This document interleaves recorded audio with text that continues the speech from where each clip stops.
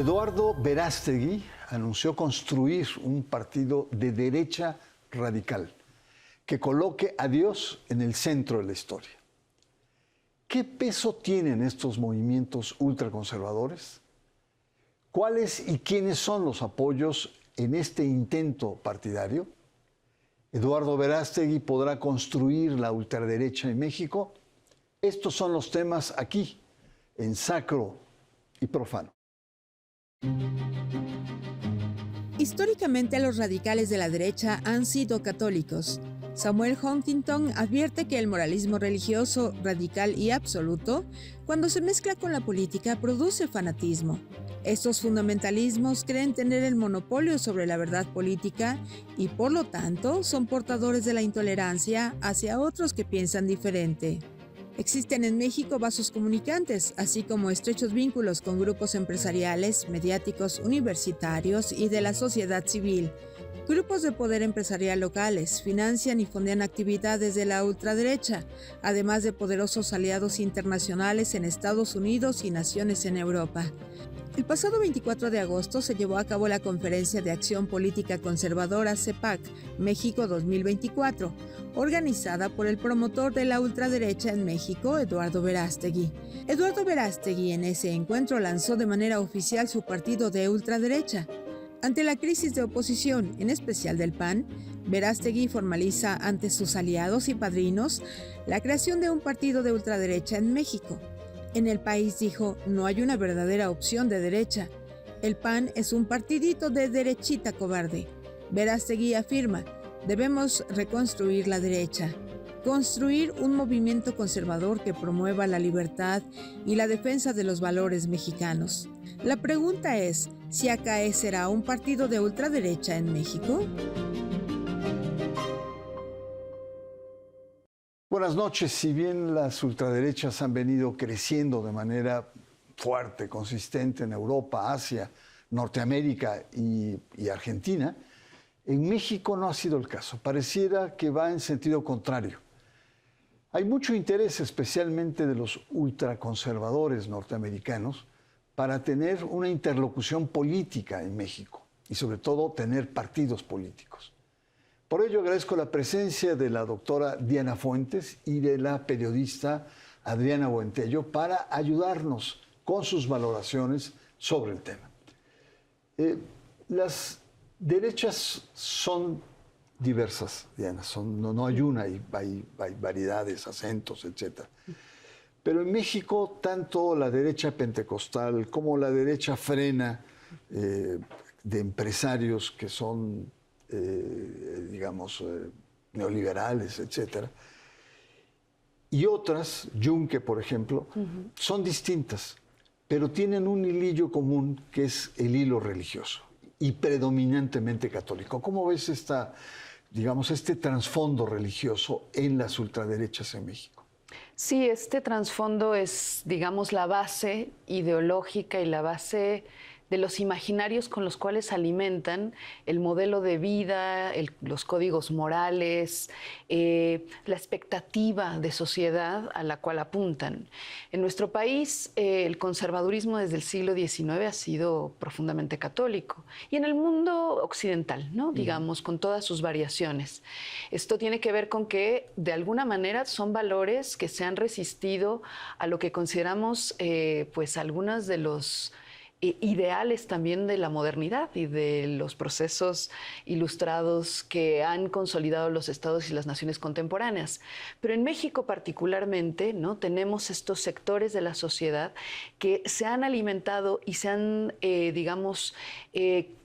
han formado ideas a partir de estos principios para tratar en realidad de resguardar, ¿no?, ciertas formas de vida que creen amenazadas por los derechos sociales. No todas las formas de la vida religiosa son conservadoras, esto es muy importante decirlo también, ¿no? Es decir, no toda la Iglesia Católica necesariamente se opone a los derechos sociales, pero en nuestro país sí hay una fuerte tradición en este sentido, y las referencias religiosas a las que hacen alusión sirven también como elementos elemento de cohesión que les permite hacer convocatorias de distinto orden, a veces de tipo política, a veces tienden a movilizar más en torno a temas muy específicos, en contra del aborto, en contra de los derechos de las mujeres o de las divergencias sexogenéricas, ¿no? Pero en realidad creo que es un marco, de un imaginario que les sirve como referente de cohesión de esos valores, de esas ideas que pretenden están siendo amenazadas por las sociedades que abonan en términos de derechos, ¿no? Muy bien, gracias, doctora. También es muy importante el tema de el conservadurismo mexicano. Es decir, hay diferentes encuestas donde nos muestran pues, que somos un país conservador. Ahora, la contradicción, siendo conservadores y siendo mayoritariamente católicos, ¿no? ¿Por qué, y estas ultraderechas alimentadas por este hilo religioso, por qué no han cuajado en este país? ¿Por qué esas derechas no han, digamos, florecido como en otros países? Yo creo que tiene que ver también con un tema de la edad. Yo creo que las generaciones más conservadoras me parece que pues son pues personas mayores también en su mayoría. Yo creo que también la Iglesia Católica ha ido perdiendo adeptos, sobre todo entre los jóvenes. No es la única corriente, evidentemente, no es la única religión, pero creo que hay un tema ahí, perdón, un poco más de fondo, que es, por un lado, el electorado, por ejemplo, que tiene el presidente López Obrador, pues es principalmente también adultos mayores, y creo que eso lo logró con estos programas, estos apoyos sociales, y creo que también por ahí desinfla un poco como ese apoyo que tendría para la construcción de un proyecto político en el caso de, pues de las personas más conservadoras.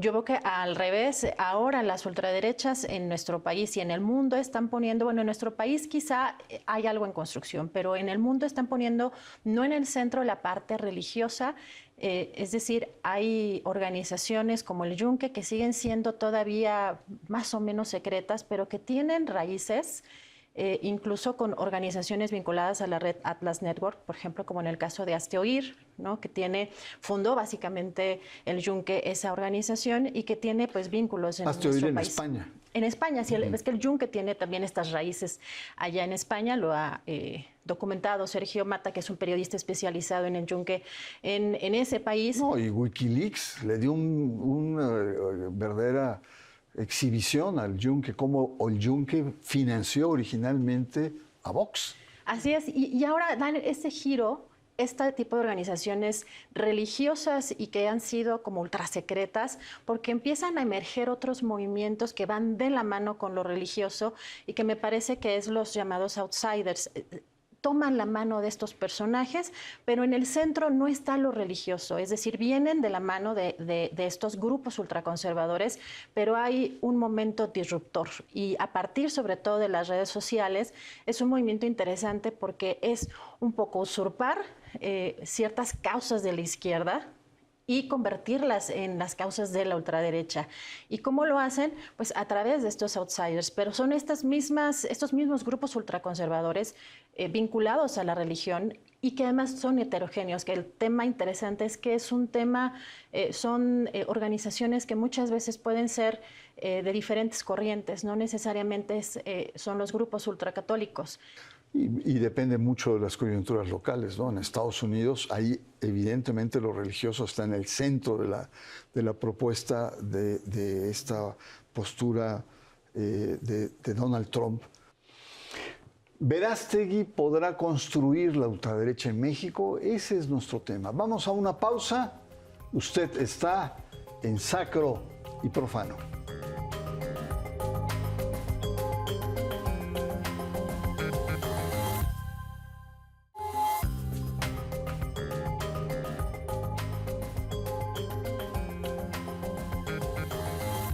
Regresamos, estamos ante un tema pues apasionante y es las características y las posibilidades de que la ultraderecha se posicione políticamente en México. Estamos conversando con analistas, Adriana Buentello y Diana Fuentes. Nuestra pregunta de este programa es si Verástegui podrá construir la ultraderecha en México. Diana, el tema que se coloca también es en las pasadas elecciones. Evidentemente que católicos, no católicos, progresistas, no progresistas, hasta ultraderechistas votaron por la Cuarta Transformación, ¿no? Fue realmente notable el nivel.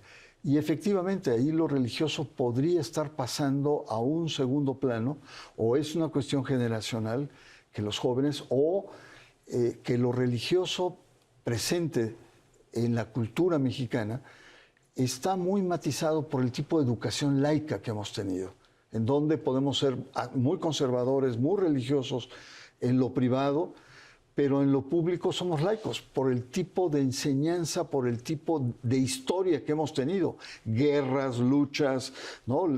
La derecha ha sido derrotada en el siglo XIX, fue derrotada en el siglo XX con los cristeros, quedan remanentes, pero tenemos como una historia muy particular que otros países no lo tienen.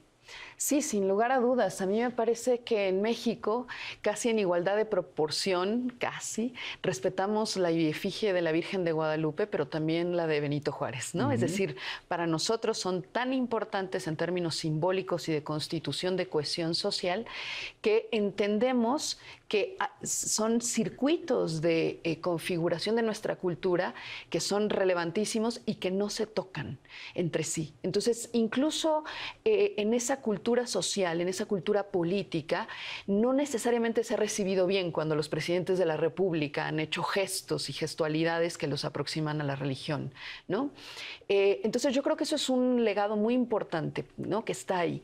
Y por otra parte, creo que en México pasa algo de enorme relevancia, que veo que sí se ha degradado en otros lugares en los que la derecha clásica o esta ultraderecha ha emergido con toda fuerza.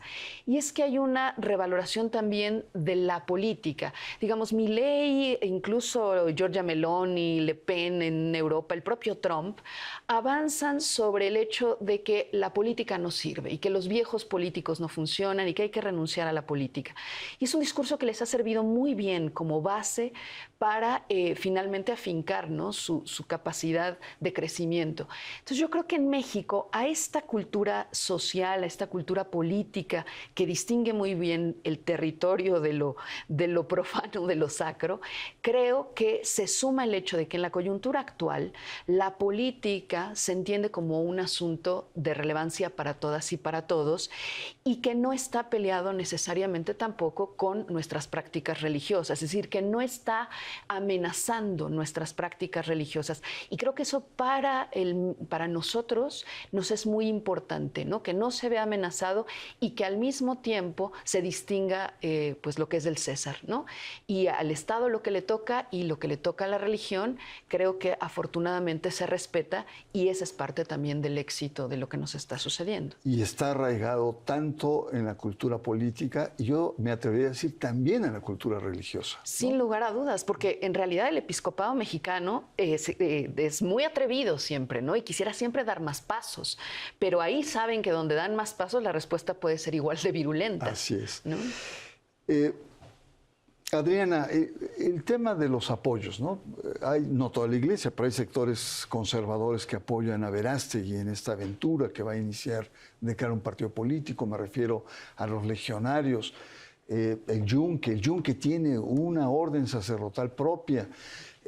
Podríamos pensar en apoyos, pero creo que los apoyos más fuertes de Eduardo Verástegui están afuera, principalmente con Trump, con todo su apoyo y sus vínculos, redes políticas y redes económicas principalmente.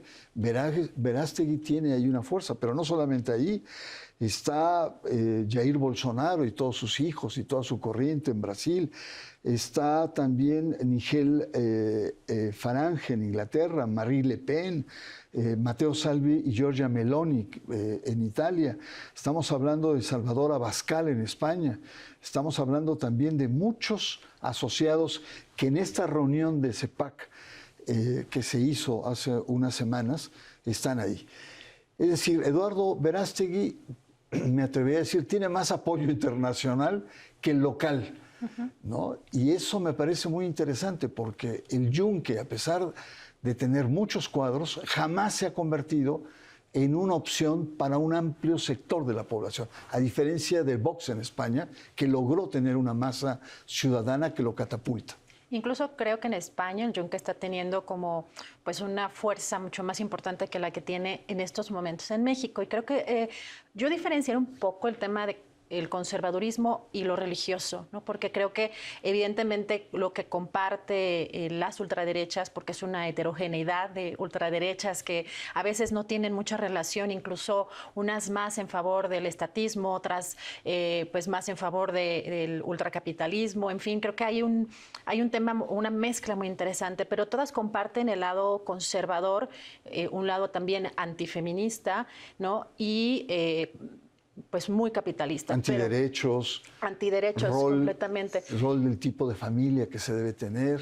Y ¿no? creo que estaban infiltrados estos grupos en diferentes organizaciones, que esa es justamente creo que la parte interesante de cómo tiene tentáculos. Por un lado, el Yunque, a través de estas organizaciones que ahora se quieren hacer pasar por pues más modernas de alguna manera, como la red Atlas Network, que tiene pues muchos vínculos y que el propio Ricardo Salinas Pliego, su familia, dirige esa red de Atlas Network y que está metida en todas estas conferencias o en estos eventos como la CEPAC, esta Conferencia Política de Acción Conservadora, que en nuestro país no tuvo, en la última no tuvo mucho éxito, pero también yo lo atribuyo a que no estuvo Javier Milei. Y no estuvo Javier Milei porque tiene un problema interno, por supuesto, en Argentina, que hacia afuera se quiere hacer ver que el modelo que propuso Javier Milei es muy exitoso, incluso le hicieron una serie televisiva, pero al interior pues hay encuestas que le están preocupando. Entonces tuvo que cancelar su visita porque evidentemente los viajes que ha hecho al extranjero han sido con recursos públicos. Sí, lleva 8 meses, de los cuales 1 mes la ha pasado en el exterior promoviendo su proyecto y promoviéndose él mismo. Así es, pero con una serie de engaños, que esta es la parte creo que interesante también de la ultraderecha, porque tiene... Verástegui no ha logrado pegar porque creo que no tiene el carisma, tiene los apoyos, pero creo que se está buscando o en algún momento podrá salir algún personaje carismático. Las redes ahí están, los personajes pueden estar apoyando en México algún movimiento ultraconservador que no creo que encabece Verástegui. Verástegui, si acaso, a lo mejor hará estos esfuerzos por encabezar un partido, pero veremos también qué sucede incluso durante la gestión de Claudia Sheinbaum, cuáles son los obstáculos que ella va a enfrentar, porque en estos momentos pues la gente está feliz, la gente está contenta y las encuestas dicen que están contentas con López Obrador y por eso también el triunfo de Claudia Sheinbaum con esos números que son muy importantes, pero también en la medida en la que su gestión pueda verse amenazada, puede surgir también una ultraderecha que además tiene estos apoyos mediáticos. Justamente está infiltrada, están los medios de comunicación infiltrados o incluso surgieron medios alternativos también ultraderechistas. Me eché estas casi 9 horas de la CEPAC en esta última ocasión y por ahí veía un periodista de nombre Javier Negre, español, que está acusado de tener medios donde divulgan fake news, pero que además logró apoyos de empresarios altos directivos de Coca-Cola, por ejemplo. Ahora, eso antes era mucho más oculto. Ahora lo que estamos viendo con estos movimientos de ultraderecha es que están buscando emerger de manera mucho más pública, que esa creo que es la parte también interesante, porque el Yunque se quedó, digamos, como esta organización ultrasecreta, pero ahora a través de otras organizaciones y con otras dinámicas más disruptivas, más de secuestrar estos conceptos de la izquierda, quieren buscar otro tipo de electorado. No, y sobre todo con los medios de comunicación actual, que prácticamente la vida privada está amenazada. Todo el mundo se entera de todo. Bueno, vamos a un corte y, Adriana, creo que el tema de Ricardo Salinas merece un programa especial aquí, porque él viene de una familia de ultraderecha y él está promoviendo la ultraderecha también. Vamos a una pausa, estamos conversando sobre el tema de si Verástegui podrá construir una opción política de ultraderecha en México. Vamos a una pausa, usted está en Sacro y Profano.